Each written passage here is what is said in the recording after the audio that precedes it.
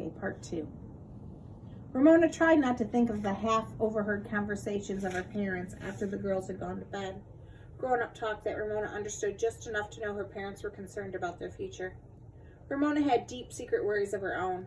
She worried that her father might accidentally be locked in the frozen food warehouse where he was so cold that sometimes it snowed indoors. What if he was filling a big order and the men who were lucky enough to get the small orders left him in the warehouse and he couldn't get out and froze to death? Of course that wouldn't happen, but it might, insisted a tiny voice in the back of her mind. Don't be silly, she said, the little voice. Yes, but, began the little voice. And despite the worry that would not go away, Ramona wanted her father to go on working so that he could go stay in school and someday get a job he liked.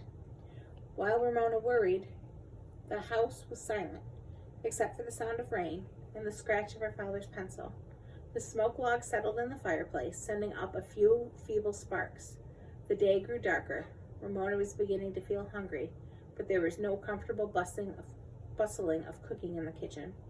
Suddenly, Mr. Quimby slammed down his pencil, shut his book, and threw his pencil so hard it bounced onto the floor. Ramona sat up. Now what was wrong? Come on, everybody, said his father. Get cleaned up. Let's stop grumping around. We're going to go out for dinner, and we are going to smile and be pleasant if it kills us. That's an order. The girls stared at their father and then at one another. What was going on? They had not gone out for dinner for months, so that they could afford. How could they afford to go now? To the Whopper Burger? Asked Ramona. Sure, said Mr. Quimby, who appeared cheerful for the first time that day. Why not? The sky's the limit. Mrs. Quimby came back into the living room with a handful of stamped envelopes. But Bob, she began. Now don't worry, said her husband.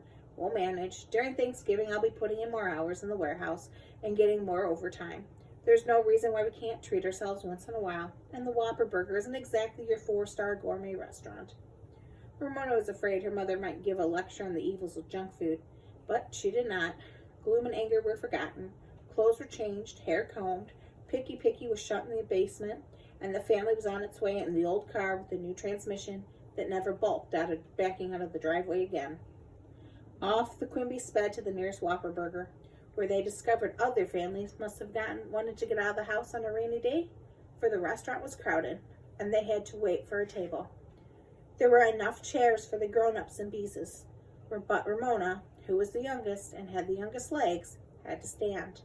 She amused herself by punching the buttons on the machines in the vending machines to the time of the music, which was playing Tie a Yellow Ribbon Around the Old Oak Tree.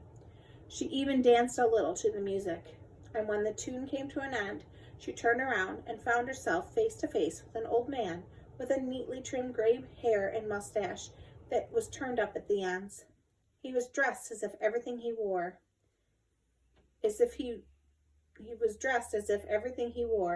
a flowered shirt, striped tie, tweed coat, and plaid pants, had come from different stores or from a rummage sale, except the crease in his trousers was sharp and his shoes were shined.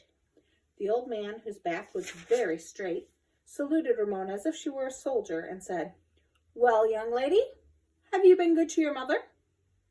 Ramona was stunned. She felt her face turn red with all the way to the tips of her ears. She did not know how to answer such a question. Had she been good to her mother? Well, not always. But why is the stranger asking? It was none of his business. He had no right to ask such a question.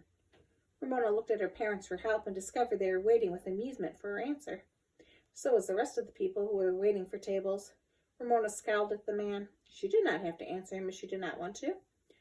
The hostess saved Ramona by calling out, Quimby, party of 4, and led the family to the plastic upholstered booth.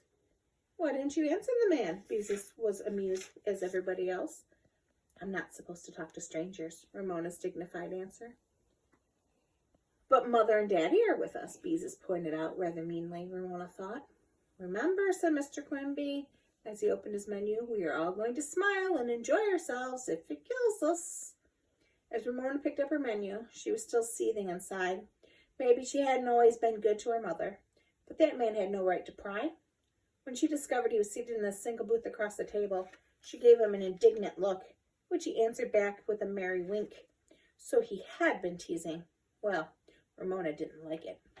When Ramona opened her menu, she made an exciting discovery. She no longer had to depend on the colored pictures of hamburgers, french fries, chili, and steak to help her make up her mind. She could now read what was offered. She studied carefully, and when she came to the bottom of the menu, she read the dreaded words, "Children's plate for children under 12.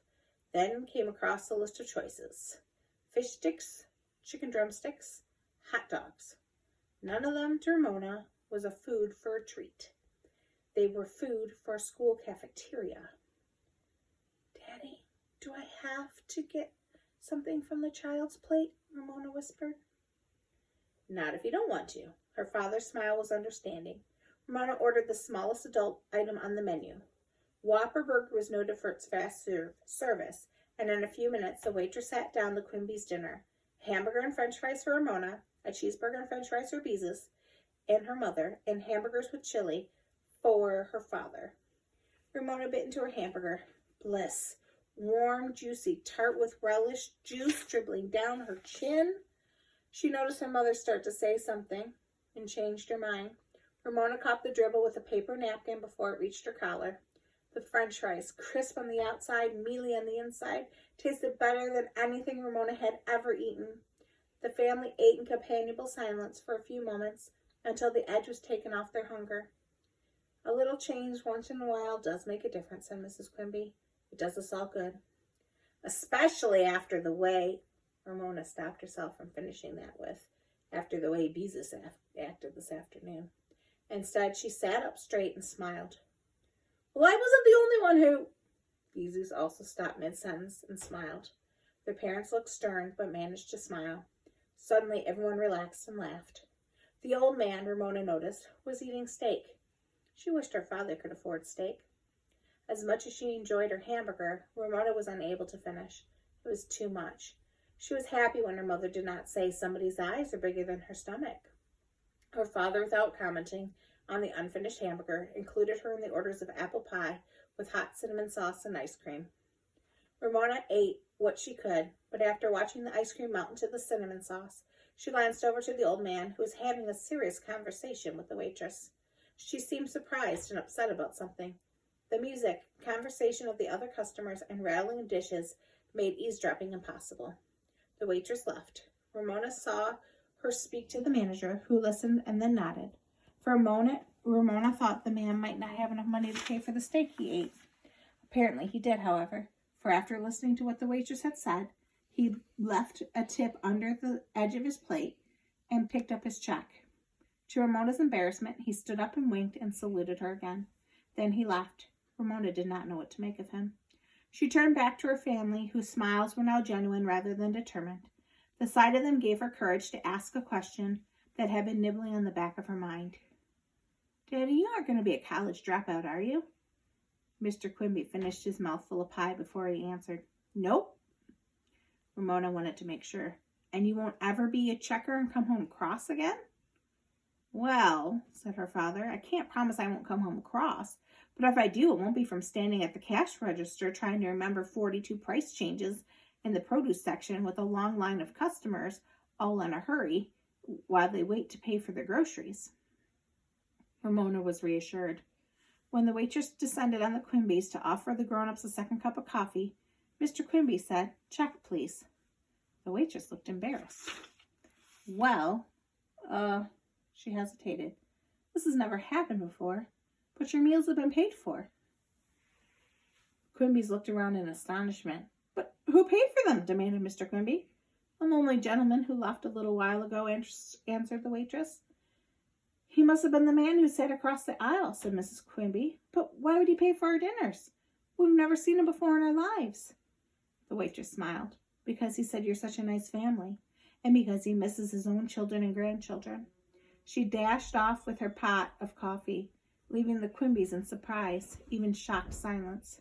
A nice family, after the way they behaved on that rainy Sunday? "A mysterious stranger, just like in a book," said Beezus. "I never thought I'd meet one." "Poor lonely old man," said Mrs. Quimby at last, as Mr. Quimby shoved a tip under his saucer. Still stunned into silence, The family struggled into their wraps and splashed across the parking lot to their car, which started promptly and backed obediently out of the parking space. As the windshield wipers began their rhythmic exercise, the whole family rode in silence, each thinking about the events of the day. "You know," said Mrs. Quimby thoughtfully, as the car left the parking lot and headed down the street, "I think he was right. We are a nice family." "Not all the time," said Ramona, as usual demanding accuracy. "Nobody's nice all the time," answered her father, "or else they'd be boring." "Not even your parents are nice all the time," added Mrs. Quimby. Ramona secretly agreed, but she had not expected her parents to admit it. Deep down inside, she felt as if she was nice all the time. But sometimes on the outside, her niceness sort of, curdled. Then people did not understand how nice she really was. Maybe other people curdled too. "We have our ups and downs," said Mrs. Quimby, "but we manage to get along and we stick together." "We are nicer than some families I know," said Bezus. "Some families don't even eat dinner together." After a moment, she made a confession. "I really don't like sleeping on someone's floor in a sleeping bag." "I didn't think you did," said Mrs. Quimby, reached back and patted Bezus on the knee. "That's one reason why I said you couldn't go. You didn't want to go, but you didn't want to admit it." Ramona snuggled into her car coat, feeling cozy enclosed in the car, and with the heater breathing warm air on her nice family. She was a member of a nice, sticking-together family, and she was old enough to be depended on, so she could ignore, or at least try to ignore, a lot of things. Willa Jean? She would try reading her sustained silent reading books out loud, because Willa Jean was old enough to understand most of them. That should work for a little while. Mrs. Whaley? Well, some of the things about her were nice, and some were not. Ramona could get along. "That man paying for our dinner was sort of like our happy ending," remarked Bezus, as the family, snug in their car, drove down the lane toward Clickatack Street. "A happy ending for today," corrected Ramona. "Tomorrow they would begin all over."